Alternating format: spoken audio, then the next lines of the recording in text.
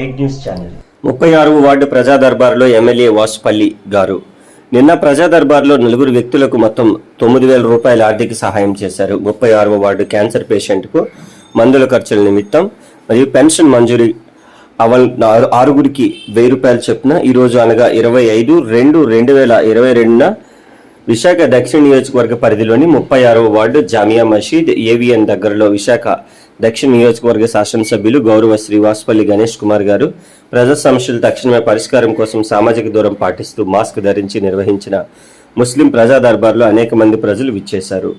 MLA Vasupalli ప్రజా దర్బార్కు ప్రజలు విశేష ఆదరణ లభిస్తుంది. ముఖ్యంగా నియోజకవర్గ పరిధిలోని 38వ వార్డు బుక్కా వీధిలో 2 వైన్ షాప్స్ ఉండగా కొత్తగా 3వ షాప్ ఓపెన్ చేస్తున్నారని, దీనివల్ల అనేక మంది నిరుద్యోగ యువత మత్స్యకారులు మందుకు బానిసై రోడ్డు పాలవుతున్నారని, వైన్ షాప్ మంజూరీ కాకుండా చూడాలని అనేక మంది మహిళలు ఎమ్మెల్యే గారికి వినతి పత్రం అందజేసిన వెంటనే ఎక్సైజ్ అధికారులు చీఫ్ మెడికల్ ఆఫీసర్ శాస్త్రి గారితో మాట్లాడి నిలుపుదల చేసిన విశాఖ దక్షిణ నియోజకవర్గ శాసనసభ్యులు గౌరవ శ్రీ వాసుపల్లి గణేష్ కుమార్ గారు. ఈరోజు ఉక్రెయిన్ కూడా అదే దీంట్లో వాళ్ళతో కూర్చొని ఉక్రెయిన్ ప్రజలతో కూర్చొని మాట్లాడి తీసుకుని రావాల్సిన వార్త రష్యా పైన అటు యుఎస్ఏ కానీ యూరప్ వెస్ట్ కంట్రీస్ కానీ దీంట్లో ఇంటర్వెన్షన్ కూడా చేయడం మూలానే ఇది మరి కాస్త ఉద్రిక్తత దారితీస్తుందని చెప్పేసి నేనైతే అనుకుంటా ఉన్నాను. అసలు ప్రధానమైన కారణం కూడా అదే కారణం. ఏదైతే నాటోలోని సభ్యత్వం కోరిన ఉక్రెయిన్కి అది తప్పని చెప్పి మందలించి ఈ రకంగా రష్యా అటాక్ చేయడం మనం చూస్తూ ఉన్నాం. ఏదైనా సరే యుద్ధ వాతావరణం మంచిది కాదు. ఇది వరల్డ్ వార్కి కూడా దారితీసే పరిస్థితి వస్తుంది. ఇప్పటికే మనం చూస్తూ ఉన్నాము. ముఖ్యంగా భారతదేశానికి ఇది చాలా పెద్ద దెబ్బ తగ్గుతుంది. ఎందుకంటే బ్యారెల్ క్రూడ్ ఆయిల్ ఏమో అప్పుడు ఇప్పటికే 105 రూపాయలు. ఫస్ట్ టైం ఏంది 2014 తర్వాత ఎంత రేట్ పలకడం అనేది మనం చూస్తూ ఉన్నాం. దీనివల్ల మనం ఎక్కువగా ఇంపోర్ట్ చేసుకునే ఆయిల్స్ మీద మన దేశం ఉంటుంది. దాని మూలాన మనకి బాగా పెద్ద దెబ్బ తగులుతుంది అన్నమాట. అలాగే ఇప్పటికే ఒక్క రోజుకే స్టాక్ మార్కెట్ ఏమో 10 లక్షల కోట్ల రూపాయలు పతనం అయిందని చెప్పేసి మనం చూస్తూ ఉన్నాము. అదే మాదిరిగా జరిగితే మన భారతదేశానికి తీవ్ర నష్టం జరుగుతుందన్నమాట. అందుకే ఇవన్నీ కూడా దృష్టిలో పెట్టుకొని మోడీ గారేమో అటు ప్రెసిడెంట్ ఆఫ్ రష్యా పుతిన్తో కూడా మాట్లాడడం జరిగింది. ఆశాభావం వచ్చి చేస్తూ ఉన్నాను. ప్రాణ నష్టం కలగకూడదని. ఇప్పటికే 2014లో కూడా రష్యాకి జరిగిన తర్వాత అప్పుడే 14,000 మంది రైల్వే కాంట్రాక్ట్ వర్కర్స్ యూనియన్ అఖిల భారత సదస్సు. రైల్వే కాంట్రాక్ట్ వర్కర్స్ యూనియన్ అఖిల భారత సదస్సును విశాఖ శివాజీపాలెంలోని సవేర ఫంక్షన్ హాల్లో శుక్రవారం నిర్వహించారు. ఈ సందర్భంగా సిఐటియు ఆల్ ఇండియా అధ్యక్షులు హేమలత మాట్లాడుతూ, ప్రస్తుతం అన్ని ప్రభుత్వ రంగ సంస్థల్లోనే అధిక శాతం ఉద్యోగులు అవుట్సోర్సింగ్ లేదా కాంట్రాక్ట్ పద్ధతిపై పనిచేస్తున్నారన్నారు. వారికి చట్టబద్ధమైన ప్రయోజనాలు, కనీస వేతనాలు అమలు కావడం లేదన్నారు.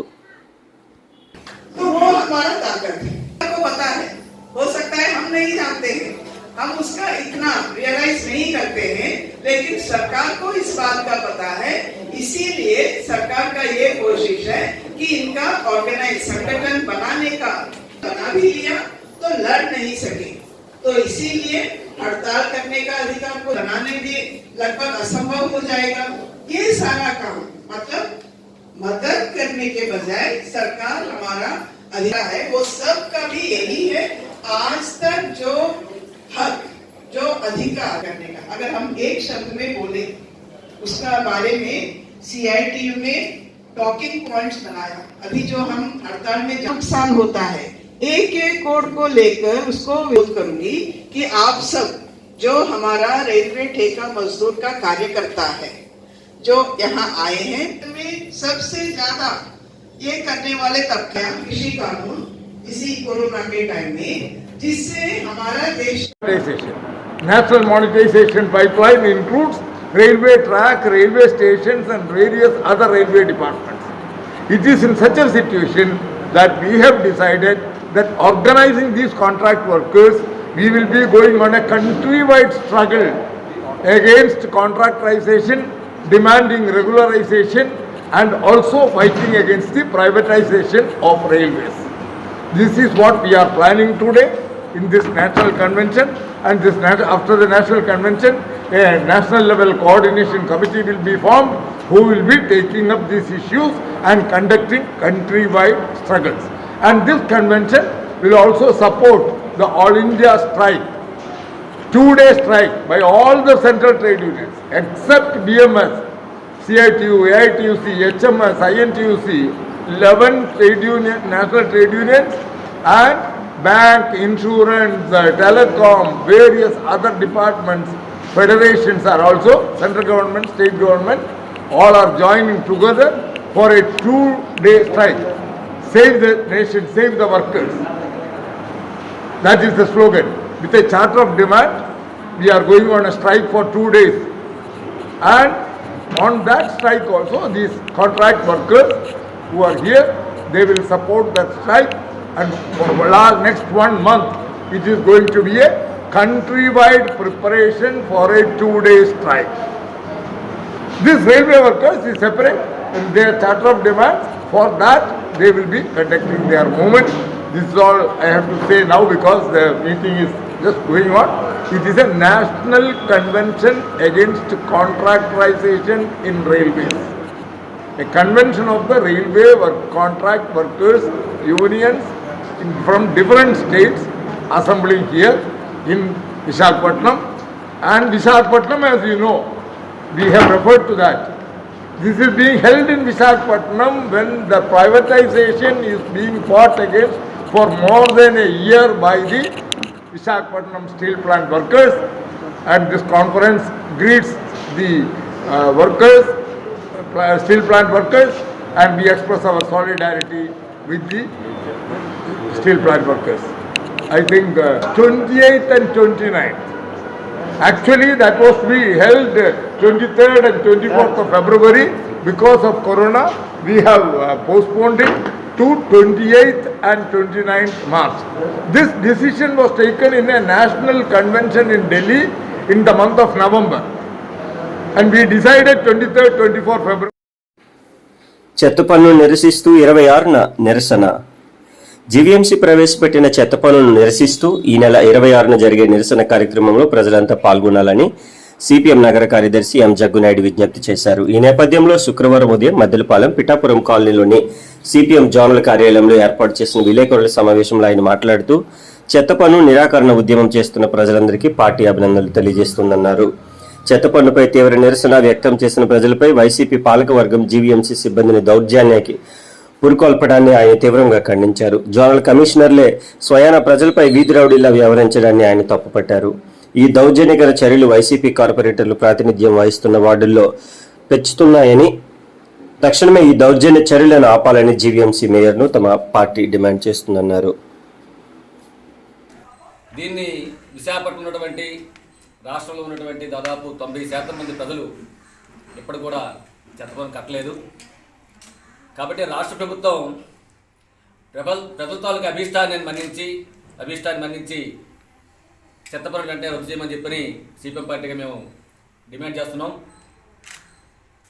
ఎక్కడైనా సరే రౌడీలు గూండాలు సంఘ వ్యతిరేక శక్తులు ప్రజల మీద దాడి చేస్తే ప్రభుత్వం దాన్ని నివారించాలి, ప్రజలను కాపాడాలి. కానీ దానికి విరుద్ధంగా ప్రభుత్వం ఈరోజు చెత్త పన్నులు కట్టమని చెప్పని నిరాకరిస్తున్న ప్రజల మీద దౌర్జన్య చర్యలు పూనుకుంటూ ఉంది. మీ కొలాయి కనెక్షన్ కట్ చేస్తాం, ప్రభుత్వ పథకాలు ఆస్తి నిలిపేస్తాం. చివరికి ఎంత దుర్మార్గం అంటే పెన్షన్ మీదే ఆధారపడి జీవిస్తున్నటువంటి వృద్ధుల తాలూకా పెన్షన్ డబ్బుల్లోంచి చెత్త పన్ను కట్ చేయడం చెప్పినట్టే అంతకంటే దుర్మార్గం ఇంకొకటి ఉండదు. కాబట్టి రాష్ట్ర ప్రభుత్వం ఈ దౌర్జన్యపూర్తి చర్యలు వెంటనే నిలిపివేయాలని చెప్పని మేము డిమాండ్ చేస్తున్నాం. ప్రజలు దీన్ని తిప్పికొట్టాలని చెప్పని మీ ద్వారా పిలుపునిస్తూ ఉన్నాం. ప్రైవేట్ పారిశ్రామికవేత్తలు, పెద్ద పెద్ద షాపింగ్ మాల్స్, ఇతర ప్రైవేట్ వ్యక్తులు లక్షల్లో ఈరోజు ప్రభుత్వానికి పన్నులు బకాయి ఉన్నారు. వాళ్ళ మీద ప్రభుత్వం ఎటువంటి చర్య తీసుకోవట్లేదు.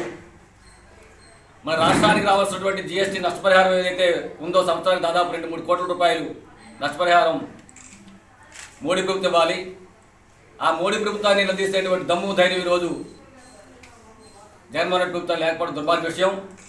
నిజంగా దమ్ము ధైర్యం ఉంటే అక్రమంగా పన్నులు కట్టకుండా ఎక్కడున్నటువంటి పారిశ్రామికవేత్తల మీద, వ్యాపార వర్గాల మీద మీరు చర్యలు తీసుకోండి.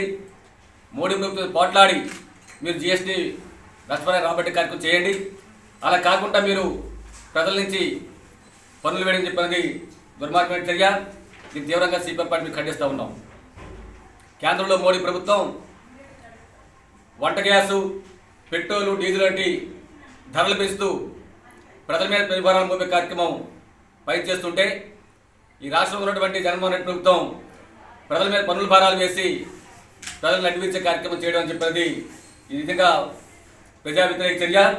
దోపిడీ జీవీఎంసీ చేస్తుందంటే ఇది చట్ట వ్యతిరేకం కదా. ఈ జీవీఎంసీ ఇటువంటి మీద మేము కేసు ఫైల్ చేస్తాం. ఎందుకు చేయకూడదు? 94కు ముందు బిల్డింగులకి నువ్వు జరిమానాలు ఎలా వేస్తావు? చట్టాలను ఉల్లంఘించి. అంటే బిల్డింగ్ యొక్క వయసును తగ్గించేసి ఈ విధమైనటువంటి తప్పుడు పనికి జీవీఎంసీ పాల్పడుతున్న మేయర్ గారు ఏం చేస్తున్నారు నేను అడుగుతున్నాను. వైసీపీ కార్పొరేటర్లే ఏం చేస్తున్నారని నేను అడుగుతూ ఉన్నాను. వారే ఇలాంటి తప్పుడు పనులకి జీవీఎంసీని పురారిస్తున్నట్టు వాళ్ళే బాధ్యత వహించాలి. ఇది తప్పుడు పద్ధతి. ఇది మానుకోవాలి, సమీక్ష చేయాలి. ఈ యొక్క పన్నుల అక్రమాల వసూళ్ల మీద జీవీఎంసీ కౌన్సిల్ సమావేశంలో చర్చించాలి. లేకపోతే మేము తీవ్రమైనటువంటి నిరసన వ్యక్తం చేస్తాం. రేపు 26వ తారీఖున జీవీఎంసీ కౌన్సిల్ సమావేశం జరుగుతుంది. ఆ కౌన్సిల్ ముందు మేము నిరసన తెలియజేస్తాం. మేయర్ గారు సమాధానం చెప్పాలి. ఏమిటి దౌర్జన్యం? ఇళ్ల మీద పడి రౌడీలాగా ఏమిటండి? జోనల్ కమిషనర్లు ఇళ్ల మీదకి వెళ్ళి రుబాబు చేస్తారా? ప్రజలు తిరుగుబాటు చేసి జోనల్ కమిషనర్ తోక ముడుచుకొని వెళ్ళాల్సి వస్తుంది. మేము హెచ్చరికగా తెలియజేస్తున్నాం. జోనల్ కమిషనర్ కాదు కదా, లేకపోతే మున్సిపల్ సిబ్బంది కాదు కదా, ఎవరైనా సరే ప్రజల మీద రుబాబు చేస్తే ప్రజలు తిరుగుబాటు చేస్తారు, తిప్పి వెనక్కి కొడతారని మేము హెచ్చరికగా తెలియజేస్తున్నాం. రుబాబు చర్యలు మేయర్ గారు ఆపండి. తీవ్రమైనటువంటి పరిణామాలు ఉంటాయనేటువంటి మేము హెచ్చరిక చేస్తారు. విశాఖపట్నం ప్రజలు అనుకున్నారా? ఏమనుకున్నారు? ప్రజల మీద ఎంత దుర్మార్గంగా మీరు పెట్టడానికి ఎవరిచ్చారు మీకు హక్కు? మానవత్వం ఉందా మీకు? ఇళ్ల మీదకి పడి దౌర్జన్యంగా వీధి రౌడీలాగా పట్టడం అనేటువంటిది మేము సహించేటటువంటి పరిస్థితి లేదు. దీని మీద పెద్ద ఎత్తున ఒక నగర వ్యాప్తమైనటువంటి ఉద్యమాన్ని కూడా మేము శ్రీకారం చుట్టబోతూ ఉన్నాం. అన్ని రాజకీయ పక్షాలను ఈ దౌర్జన్య చర్యలను ఖండించాలనేటువంటిది కూడా మేము తీవ్రంగా వాళ్ళందరూ కూడా విజ్ఞప్తి చేస్తూ ఉన్నాం. మేము ప్రజలెవరు కూడా చెత్త పన్ను చెల్లించొద్దని సిపిఎం పార్టీ విజ్ఞప్తి చేస్తూ ఉన్నది. ఇప్పటికే 90% 90% ఆస్తి చెత్త పన్ను ఎవరు చెల్లించట్లేదు. నెలకి సుమారుగా 9 కోట్ల రూపాయలు వసూలు చేయాలని నిర్ణయం చేశారు. కానీ 3 నెలల కాలంలో 1 కోటి రూపాయలు కూడా వసూలు చేయలేకపోయారు. అంటే ప్రజలు ఈ చెత్త పన్ను నిరాకరణ ఉద్యమం తీవ్ర స్థాయిలో ఉంది. దానికే జీవీఎంసీ అధికారులు గంగ వెర్రెత్తిలేకపోతున్నారు.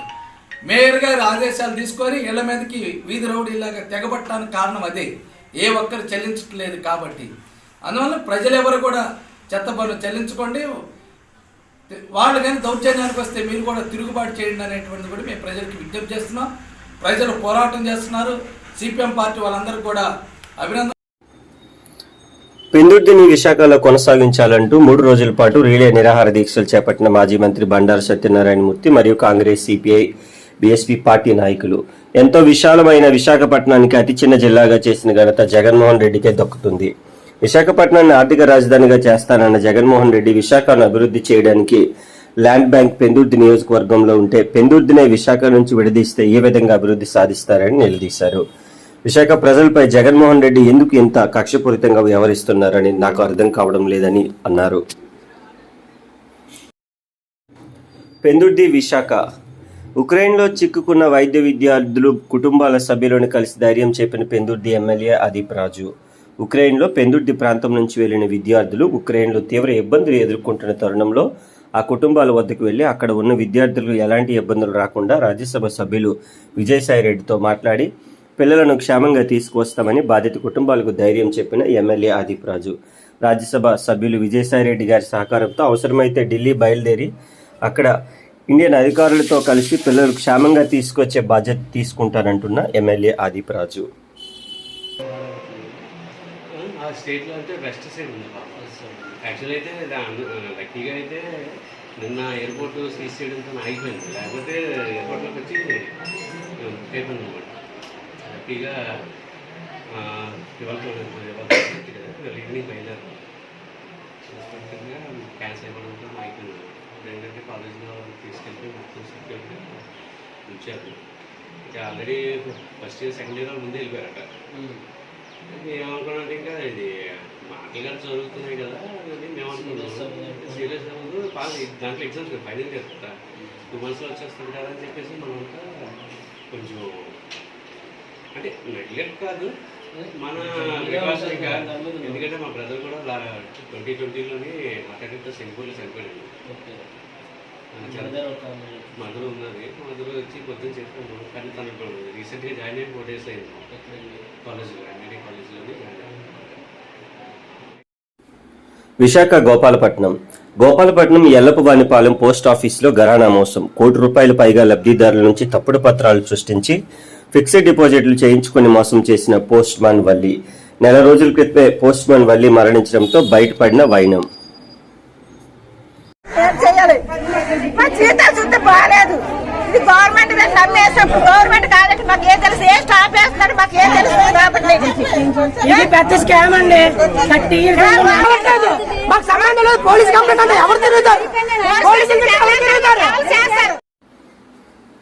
మత్స్యగూడెంలో యువతి గల్లంతు. బట్టలు ఉతకడానికి వెళ్లి ప్రమాదవశాత్తు గెడ్డలో పడిపోయిన యువతి. విశాఖ ఏజెన్సీలోని హుకింపేట మండలం ప్రముఖ శైవక్షేత్రమైన మత్స్యగూడెంలో బొండ్లమామిడి గ్రామానికి చెందిన 28 సంవత్సరాల తమర్బ భవాని ఉదయం బట్టలు ఉతకడానికి మరొకరితో వెళ్లగా రాళ్లపై కూర్చుని బట్టలు ఉతుకుతూ ప్రమాదవశాత్తు జారి గడ్డలో పడిపోయింది. దీంతో పక్కనే ఉన్న యువతి అప్రమత్తమై చీర అందించి కాపాడేందుకు ప్రయత్నించిన ఫలితం లేకుండా పోయింది. కుటుంబీకులు, స్థానికులు సమాచారం ఇవ్వడంతో గాలింపు చేపట్టారు. స్థానికులు, పోలీసులు విస్తృతంగా గడ్డలో గాలిస్తున్నారు. మత్స్యగూడెం పరిసర ప్రాంతంలో విషాద ఛాయలు అలుముకున్నాయి.